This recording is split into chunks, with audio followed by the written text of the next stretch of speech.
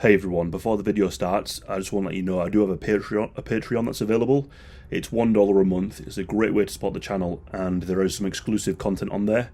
I've just uploaded, just now, a video about a time when somebody lived in my attic, and it's a really creepy story, so if you want to check it out over there. And there's also a bunch of exclusive true crime videos on there as well, and the link to the Patreon will be pinned in the comments. Thank you.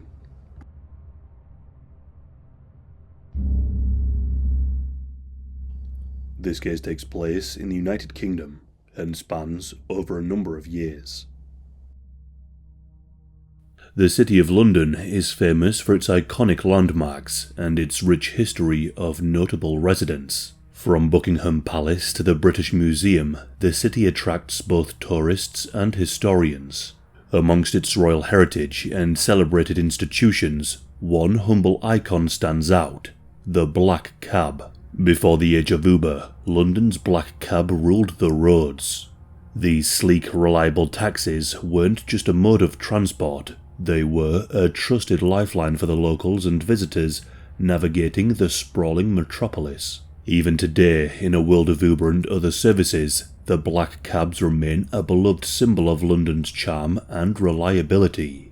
Throughout time, black cabs were branded as the safest private hire car service in the city, and promoted as such by the officials. However, one man would exploit this trust. One man used these black cabs to prey on young, intoxicated women, forever tarnishing the reputation of the old cabbie. This man's name was John Warboys, otherwise known as the Black Cab. John was born in Enfield, Middlesex in June of 1957. He was one of two children to Alan and Kezia. His sister was named Barbara, and the two were very close. In 1966, when John was only 9 years old, his mother was diagnosed with cancer. Despite this, his mother fought for 4 years before she eventually lost the battle. John was only 13 years old when his mother Kezia died. This loss profoundly affected him. Reports indicate that he never fully recovered from the trauma of his mother's death. John later remarked that while his friends received attention and affection during their upbringing, his life after his mother's death was devoid of such care. Having said this was something he never blamed his father for. His father Alan would later remarry. John was educated at Haileybury-Turnford School in Hertfordshire, but he wasn't very academic. In 1973, at 16 years old, he left secondary school with few qualifications. After finishing school, he became a milkman at Express Dairy.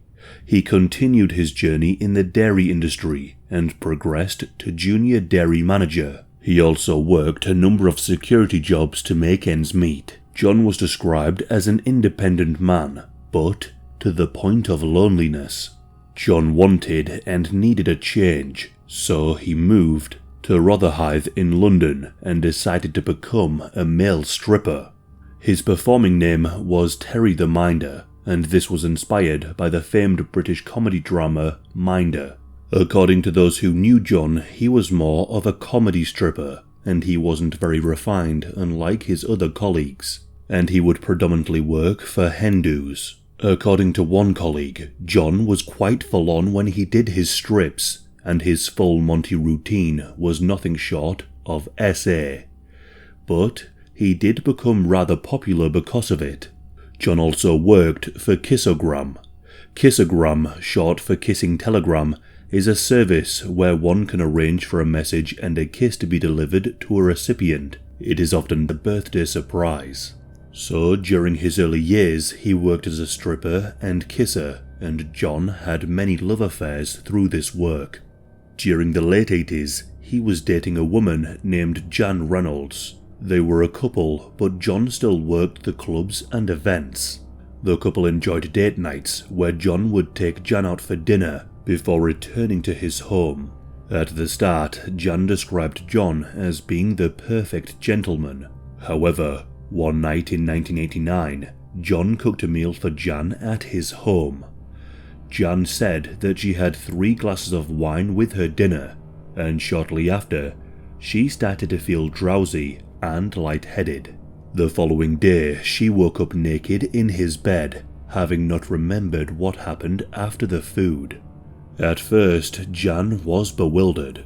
She knew she hadn't had that much to drink, so why did she not remember the night after feeling drowsy? As they lay in bed, John rolled over with a smile on his face and said, "You had quite a bit to drink last night." But she rebutted this allegation and said she knew exactly how much she had, and it wasn't that much. Jan was left feeling terrible with a cracking headache. She also felt ashamed, as she knew that she had had intercourse that night, but she couldn't remember it. Jan would later claim that she knew she had been SA'd and had given no consent. In 1989, the use of drugs to sedate women was not widely known. She didn't feel like she could go to the police and report it. But soon after, Jan ended the relationship, and John continued to have love affairs with women. This first horrific act and the lack of remorse only foreshadows what is to come later in his life. But before then, he met his first wife, Jean Marriott. John claimed to have fallen in love with Jean, and the couple married in 1991. With this union, he also took the role of stepfather to her 3 children, Stefan, Claire, and Carrie Ann. Despite his commitment to monogamy and family life, his work in the stripping industry introduced him to several other working circles. Throughout these years, John saved up money and bought an apartment in Poole. He rented the apartment out to a friend of his named David Charles. David was a glamour photographer who ran swingers nights near Southampton. But that wasn't all he did. He also directed adult movies. David would use John's flat in Poole as the setting for his adult movies. Quite often, John would perform under the pseudonym of Tony or Paul. As a result of this, John developed quite a cult following on the internet for his adult content. John would later say that these days were the best days of his life. He even mentioned that he got to take part in one of his deepest fantasies, which he would not otherwise have had the chance to do. The details of this are hard to come by, but one can only guess what it actually entailed. But time wasn't on John's side, and by 1996, at the age of 39, he was becoming grey, and his gyrations didn't seem to have the same appeal they once did. He started to reduce his work as a stripper, and took on the job as a black cab driver. It is reported that in the final few performances, he was mocked by the audience, not only for his age and appearance, but apparently for his quote, camp and soft-spoken voice. The new career as a taxi driver plugged the hole from a financial perspective, allowing him to earn a lot of money. But not only this, it also gave him continued access to drunken women, as he had enjoyed for the past decade. Around this time, John's relationship with Jean had faded. Jean experienced several disturbing incidents with John, and these disturbing incidents pushed her over the edge. She witnessed John leaving the house disguised as a homeless man so he would be able to peep at women. But the relationship truly broke down when she learned of his inappropriate behavior with her daughters. John once groped his own stepdaughter, Carrie Ann Marriott, when she was only 13 years old. He also insisted on massaging her as she lay on her bed on one occasion. He sat her on her back, holding her down wearing nothing but a dressing gown. She was only 13, but she knew this wasn't appropriate behavior. On another occasion, one night, Carrie was asleep on her stomach in bed when she felt a hand pull down her underwear. This was John. Carrie was petrified, but managed to tell him to go away. The next morning, he tried to cover up the incident by saying to Jean that Carrie was simply just acting up due to being woken up. John's seedy and predatory nature continued. He would spy on his other stepdaughter Claire in the shower. Claire was older than Carrie Ann, and in an altercation, John even dragged Claire by the hair and kicked her in the face. So John not only forced himself on his stepdaughters, but he also physically attacked them. Claire was only 16 years old when this occurred, and this prompted her to leave the house for good. Jean Marriott eventually divorced John in 1999, remarried, and emigrated to Bulgaria. These examples of abuse within his old family unit would not come to light for some time, and it soon became evident that the downturn in his career and the scarcity of available women led him to some deeply troubling and previously unreported behaviours. He already had a lack of respect for women and a propensity to cause them harm. This was compounded by his growing desperation for intimacy with women. John continued his job as a London cabbie, mostly working at night. The nighttime shifts generally pay better, but John wasn't exactly short of cash. Perhaps he worked nights to remedy his insomnia, as records show that he regularly received medication to help him sleep. However, the true reason behind his preference for night work and his use of sedatives was far more sinister than anyone could have imagined. He had already had a taste of what controlling another person was like back in 1989 with Jan Reynolds. He knew the tricks and had plenty of opportunities being a cabbie. John's first known attack as a cabbie was on a woman who wanted to remain anonymous. A judicial report states that one night in 2001, John was working in central London. He had left the house with a kit of sorts, ready to deploy what would soon be known as his modus operandi. In his kit was a stack of money, alcohol, cigarettes, and the sedatives. A woman known as CJ had been drinking in a wine bar all night with some friends, but at some point during the night she had had enough. She left the wine bar and hailed a black cab taxi for a ride home. The cab she called was John's. John greeted the lady with pleasantries and was reported to be very nice and chatty at the start. But this was before John commenced the plan. John told CJ that he had won big on horse racing. He said he was in the mood to celebrate, but he couldn't because he had to stay sober to drive the cab. So instead he offered CJ some champagne. But CJ wasn't in the mood for any champagne, so she turned down the drink. But John was relentless and kept talking to her about how over the moon he was and how all he wanted to do was celebrate. He even got out a huge sack of cash to show her. He was hell-bent on manipulating her enough to take a drink. Eventually, he pressured CJ into accepting a glass of red wine in a plastic cup. So John pulled over on the A40 and gave her the beverage. But little did CJ know, he had laced the drink with his insomnia sedatives. This was a specific mix that reacted with alcohol, with the sole purpose of knocking out CJ for several hours. It didn't take long before CJ passed out. John continued to her house, carried her up the stairs to her bedroom, undressed her, and then proceeded to force himself upon her unconscious body. CJ woke up the next day in shock. She remembered nothing, but knew that something had happened.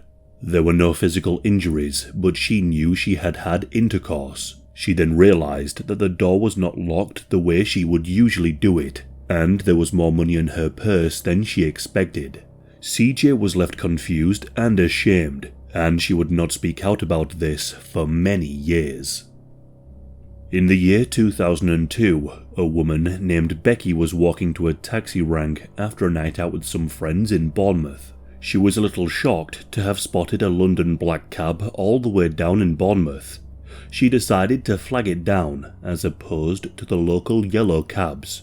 But unfortunately for her, this cab was John's. As usual, John started with the niceties before commencing the manipulation. John claimed he had won big at the casino and offered her a drink through the glass partition. Despite her reluctance, he insisted over and over again, to the point that Becky believed that just taking the drink would at least shut him up. She took the drink and had a sip. When they arrived at her flat, John offered her a top-up drink with more champagne, but Becky found the beverage to be absolutely vile and bitter.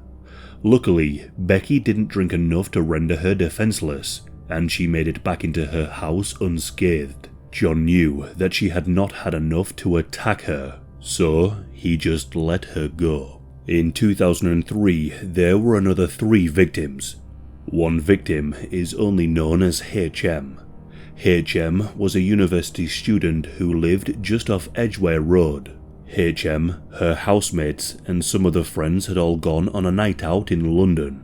After a night of partying, they all left a central London nightclub for home. HM and her housemate hailed a cab. John was on the prowl. He saw the women and accepted the job. HM and a friend entered the car. John said that he had won the lottery and that it was quite substantial. He said that because this was his last job, they could have the journey for free, and offered the 2 women drinks to celebrate his winnings. When John pulled up outside their house, HM's friend got out of the car and went into the house. HM, however, accepted another drink. Before she knew it, she had entered a semi-conscious state.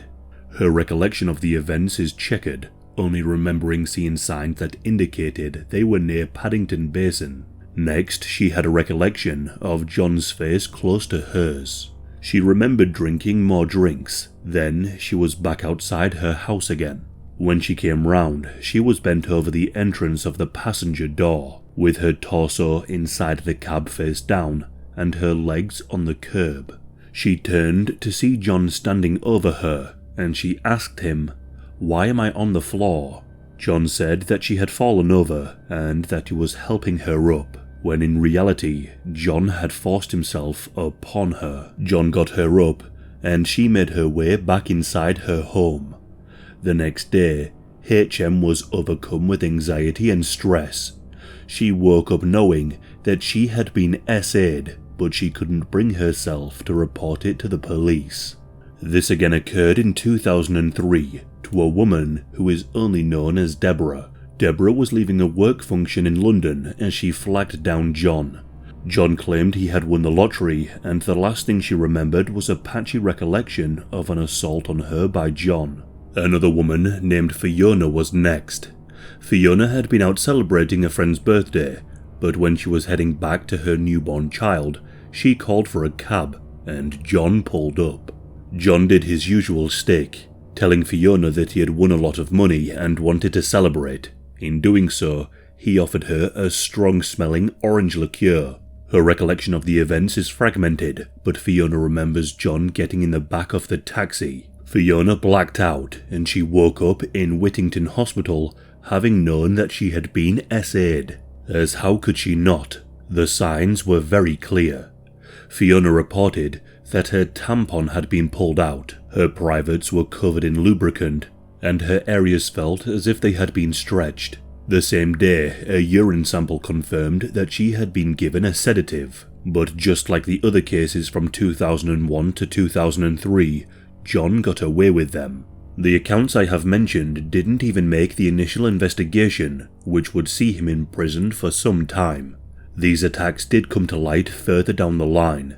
From 2004 to 2005, there have been no reported cases, although it is unlikely that he had a change of heart, because it wasn't long after, in 2006, that he started his final streak, resulting in his arrest in 2009.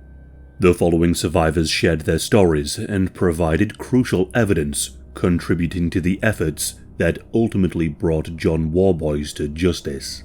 On the 14th of October 2006, John was known to have SA'd yet another woman. This time, a 25-year-old woman was returning home after a night out in Fulham when she met her taxi driver John. He deployed the exact same modus operandi, resulting in her waking up the next day with a heavy head and signs of a forced entry. This happened again to another woman on the 9th of November 2006. Less than a year later, on the 5th of April 2007, John picked up a 22-year-old woman from a party in Oxford Street. This young woman knew she should never take a drink from a stranger, and because she didn't, John became aggressive.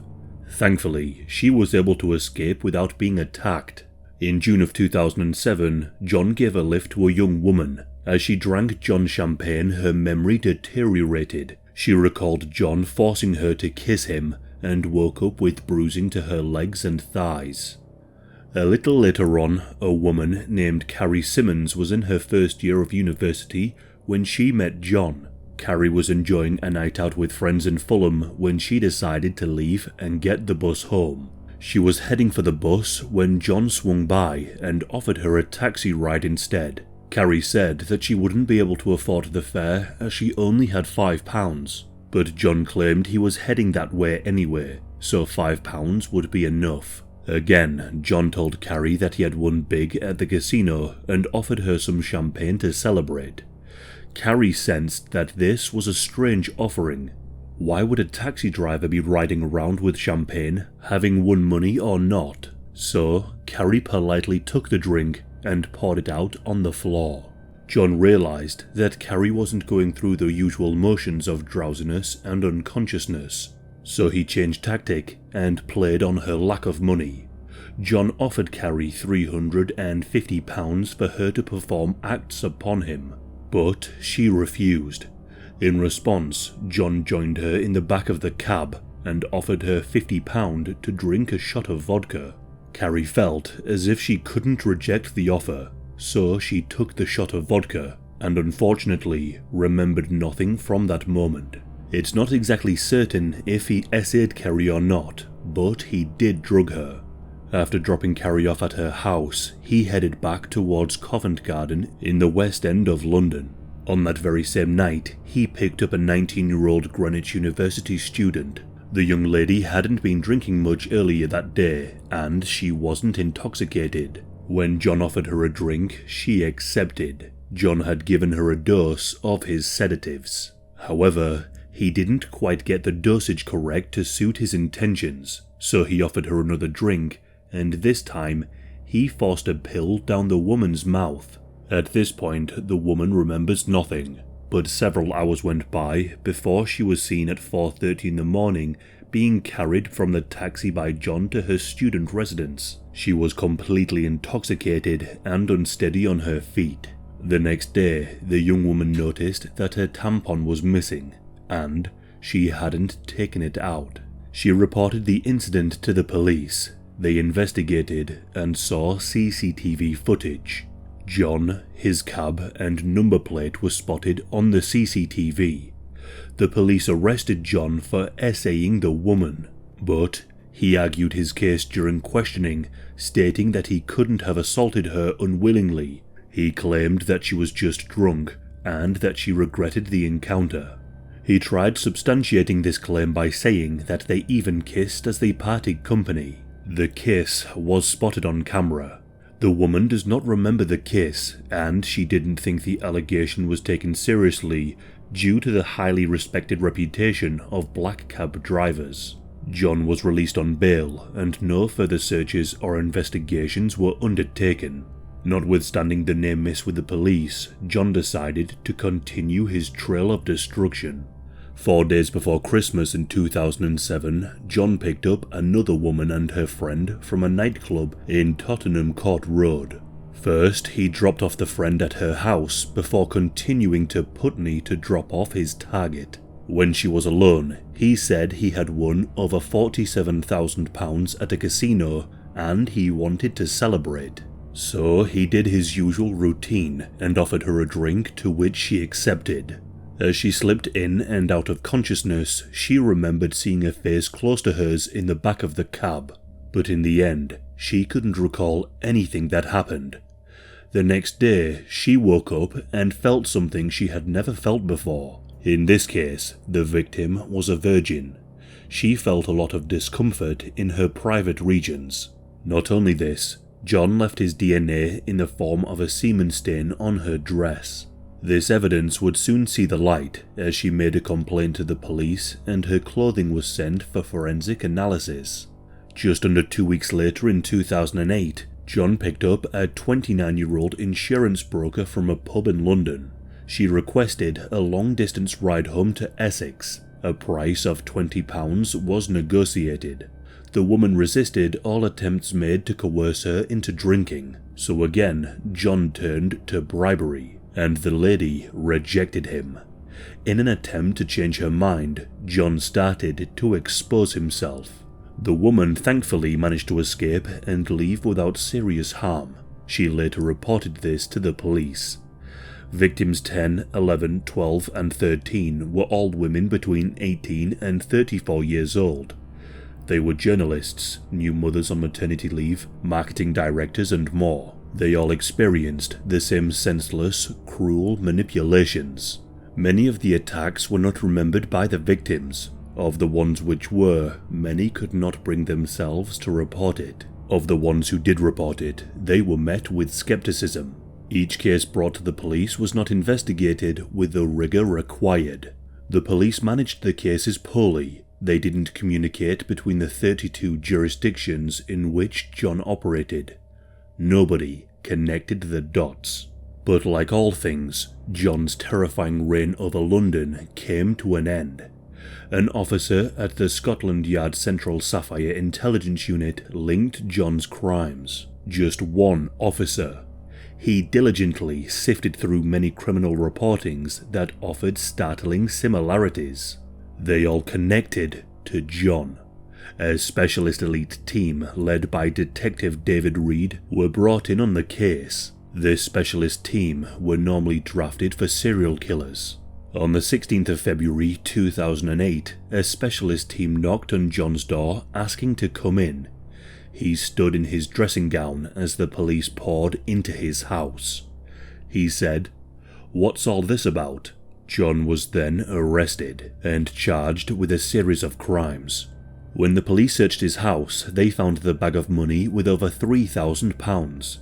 They found various sedative drugs and small bottles of champagne. This was his toolkit, with objects referenced by the brave victims who came forward. The police also found the DNA of one of the victims on a vibrator found in John's possession. He was so prolific that it was the DNA of an 18-year-old woman from the night before his arrest. They also found plastic cups with a white residue at the bottom. The police went to the public asking people to come forward. They set up a 24-hour hotline and they were inundated with calls. 83 people were linked to him before his trial. This case is known as the biggest inquiry in London's history. On the 20th of January 2009, John's trial began. The police knew that they couldn't charge him with all 83 counts, and so they had to pick out the strongest cases to be put to the jury. 15 women with 23 separate charges were put forward. Now, this was actually due to a phenomenon called overloading the indictment, whereby the more victims there are, the less chance of a conviction. It seems counterintuitive, but you can look it up. But in the end, he pleaded not guilty, ensuring that the trial would go ahead and would require all of the victims to attend court. He made the women relive their ordeal and they were interviewed at the trial, and it is said that they all bravely gave evidence exceptionally well. John appeared to be embarrassed, upset and confused, but also he was trying to appear polite and calm during the trial. He even claimed that the essay was consensual on several occasions. However, thankfully, the jury saw through this act and the evidence was stacking up against him. After 8 weeks, he was found guilty of 19 counts of drugging and essaying women and several counts of. He was given an indefinite sentence with the caveat that a parole board could release him in 8 years. But this could only be done if he could prove that he is no longer a danger to society. As a result of this case, the Metropolitan Police made drastic changes to the way they handled complaints of SA, as their incompetence came under fire. Although, this wasn't the only piece of drama that occurred within a public service and authority, as in 2019, John was granted the opportunity for release. Although the media caught wind of this and rustled up a huge media storm. BBC, ITV, Channel 4 and all of the major newspapers called for the reconsideration of his release. It was clear that John would still be a danger to society. as by 2019 the list of possible victims grew to a staggering 105. There was just no way he could be released. The people I mentioned earlier, like Becky, CJ, and HM, all came forward, and John admitted to 2 of the claims of SA, and just like that, he remained behind bars. To this day, it is suspected that John assaulted over 105 women from 2001 to 2008, and did so as a trusted black cab driver. Since John has been incarcerated, he has told his psychologist that he has had fantasies of SA and controlling women since 1989. Nobody knows just how many victims John truly assaulted. In many cases, the victims won't even know themselves.